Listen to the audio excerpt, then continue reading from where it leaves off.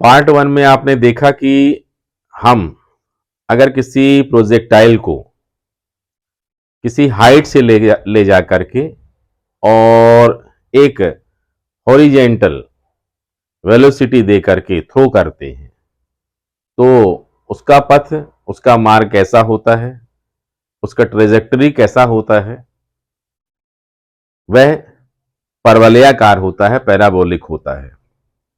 अब हम second part में देखेंगे कि अगर हम किसी प्रोजेक्टाइल को, किसी भी मास बॉडी को, किसी भी ऑब्जेक्ट को अर्थ ग्राउंड से थीटा एंगल पर अगर इनिशियल वेलोसिटी u से थ्रो करें तो उसकी ट्रेजेक्टरी कैसी होगी, उसके पथ का मार्ग कैसा होगा, वह कितनी हाइट तक जाएगा, उसकी हॉरिजेंटल रेंज कितनी होगी और इन सब में उसे कितना टाइम लगेगा। इस पार्ट में हम इन सब बातों के आंसर निकालने की कोशिश करेंगे। इसके लिए हमें एक डायग्राम की जरूरत पड़ेगी। डायग्राम सबसे पहले बनाते हैं और देखते हैं। ये देखिए, यहां से इसे मान लें ये है ग्राउंड और यहां से हम u इनिशियल वेलोसिटी से ये थ्रो करते हैं। अब देखें, इसको माना जा सकता है x एक्सिस और यहां पर हम दे सकते हैं y एक्सिस। ये देखिए, यहां से हमने इसे इनिशियल वेलोसिटी u दिया और ये अर्थ के साथ में थीटा एंगल पर है। सबसे पहले हमें यह देखना होगा कि इनिशियल वेलोसिटी को हम टू राइट एंगल कंपोनेंट्स में डिवाइड कर सकते हैं। एक हॉरिजेंटल कंपोनेंट होगा जिसे हम बोल सकते हैं ux और एक होगा वर्टिकली कंपोनेंट ui। यह होगा u cos थीटा और यह होगा u sin थीटा ui। ठीक है। अब यहां पर अगर हम देखें कि इसकी हॉरिजेंटल रेंज कितनी होगी तो इसे हम x एक्सिस में है तो x ले सकते हैं और रेंज है तो चाहें तो r से भी डिनोट कर सकते हैं। ठीक इसी प्रकार से इसकी जो हाइट है वह हाइट y एक्सिस में है तो y ले लेते हैं और चाहे तो हाइट है तो उसको h से डिनोट कर सकते हैं। इसकी पूरी स्टडी करने के लिए कुछ कॉन्सेप्ट आपको समझने पड़ेंगे। फर्स्ट, ग्रेविटी यूज कब होती है, उसका रोल कब आता है। अगर हम किसी भी प्रोजेक्टाइल या किसी भी मास बॉडी को वर्टिकली ड्रॉप करते हैं तो निश्चित रूप में वह ग्रेविटेशनल फोर्स की वजह से नीचे की ओर आती है। यहां पर एक्टिव होता है +g, अपने अर्थ के लिए अप्रोक्सीमेट 9.8 वैल्यू होती है। लेकिन अगर हम हॉरिजेंटल मोशन की स्टडी करते हैं तो हॉरिजेंटल ट्रेवलिंग में जी का कोई रोल नहीं होता है, स्मॉल जी का रोल सिर्फ वर्टिकली होता है। अगर हम ड्रॉप करेंगे तो +g और नीचे से ऊपर की तरफ फेंकेंगे तो -g। जबकि हॉरिजेंटल अगर बॉडी मोशन में है तो उसमें जी की वैल्यू हमें जीरो कंसीडर करनी पड़ेगी, या acceleration a is equal to zero. ठीक है, इस कॉन्सेप्ट को दिमाग में रख करके अगर पढ़ेंगे तो पूरा डेरिवेशन आपको क्लियर होगा। सेकंड, इनमें बाकी बातों को निकालने के लिए सबसे ज्यादा रोल किसका है? सबसे ज्यादा रोल है इक्वेशंस ऑफ मोशन। गति के जो समीकरण है 3 होते हैं, इनका मुख्य रोल है इसमें, और इनकी मदद से ही हम इसकी स्टडी पूरी करेंगे। ठीक है, तो सबसे पहले हम यहां पर लेंगे सेकंड इक्वेशन ऑफ मोशन और इसको यूज करेंगे हॉरिजेंटली। तो यहां पर हमें लिखना पड़ेगा in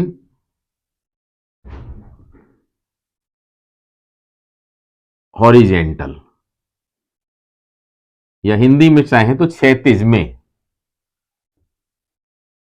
by second equation of motion. Second equation क्या कहता है? S is equal to u t plus half a t square here. अब यहां पर कौन कौन सी वैल्यू कैसी यूज होगी वो हमें देखना चाहिए। सबसे पहले यह देखना है हॉरिजेंटल मींस एक्स एक्सिस में हम कंसीडर कर रहे हैं, तो एक्स एक्सिस के लिए ट्रेवलिंग डिस्टेंस कितनी होगी? देखिए x is equal to R, मतलब हम यहां चाहें तो लिख सकते हैं s is equal to x, आर हम लास्ट में अपनी उपयोगिता के हिसाब से लिख सकते हैं। इसके बाद u, हॉरिजेंटली वेलोसिटी कितनी है? ux, it means u cos theta. तो यहां पर हम लिखेंगे ux और is equal to u cos theta. अब इसमें आता है a, यहां पर g का रोल नहीं है तो डायरेक्ट भी a is equal to zero लिख सकते हैं, या g की याद दिलानी है तो g भी लिख दी अपन ने, लेकिन यहां पर हॉरिजेंटल है इसलिए इसकी वैल्यू कितनी होगी? जीरो होगी। अब ये वैल्यूज हम पुट करेंगे यहां पर, तो कितना आएगा? देखिए ये आएगा x is equal to u means u cos theta और t, और यहां पर a की वैल्यू जीरो है इसलिए पूरा जीरो हो जाएगा। अब यहां पर हमें t की वैल्यू फाइंड कर लेनी है, कितना आएगा? x upon u cos theta, इसे हम इक्वेशन नंबर फर्स्ट बोल सकते हैं। अब यहां पर वर्टिकली फिर से नाउ वर्टिकली या वर्टिकल, ठीक है, इन वर्टिकल या हिंदी में ऊर्ध्वाधर में। ठीक है, अगेन फिर से हम इसी का यूज करेंगे s is equal to u t plus half a t square. फिर यहां हम लिखते हैं हियर, यहां कौन कौन सी वैल्यू वर्टिकली में होंगी? देखिए यहां से ऊपर की तरफ थ्रो कर रहे हैं तो मैक्सिमम कितनी हाइट जाती है इसकी? ये है y, मतलब y कैसा होगा? किसकी वैल्यू है y? s की वैल्यू है, तो s is equal to y। u के बारे में भी विचार करें, u क्या होगा? वर्टिकली u क्या है? uy, और uy का मतलब क्या है? u sine theta. ठीक है, अब यहां पर a की वैल्यू क्या होगी? हम ऊपर की तरफ कंसीडर कर रहे हैं, थ्रो कर रहे हैं, इसलिए g की वैल्यू नेगेटिव होगी, तो यहां पर हम a is equal to minus g लिखेंगे। अब ये पूरी वैल्यू यहां पुट करेंगे, कितना आएगा जरा देखें? s means y is equal to, ये देखें u का मतलब क्या है? u sine theta into t -1/2, और ए मतलब कितना है, यही है। माइनस क्यों लगाया हमने, क्योंकि ये ए की वैल्यू है -g, तो ये माइनस आया, और ये है g, और इसके बाद है ये T square. Equation number second.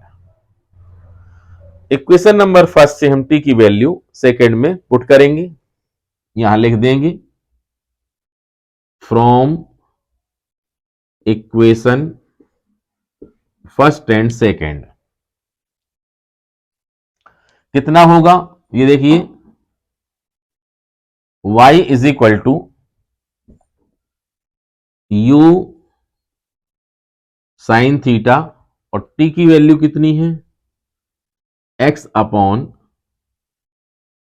You cos theta minus, minus कितना है, हाफ जी टी स्क्वेयर, ये हाफ जी, और t की वैल्यू कितनी है, x upon u cos theta का होल स्क्वायर। अब देखें, इसको थोड़ा सॉल्व कर देते हैं। ये देखिए y is equal to u से यू कैंसिल हो जाएगा, sine theta upon cos theta क्या होता है, tan theta into x minus, देखें 1/2 जी अपॉन ये x square upon u square cos square theta, ये आएगा u square cos square theta into x square. Next step में देखें, y is equal to a x minus b x square. ये देखिए यहां पर हमें पहले इंट्रोडक्शन देना पड़ेगा कैपिटल ए और बी का। तो ए क्या है, हियर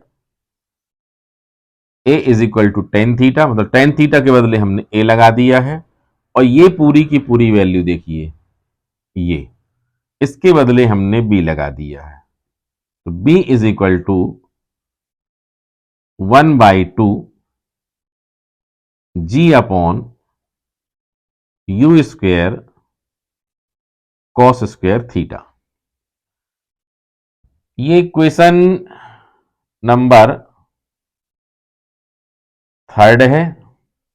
थर्ड को देखें, सामने जो इक्वेशन लिखा हुआ है यह इक्वेशन ऑफ पैराबोला है, यह एक परवलय का समीकरण है।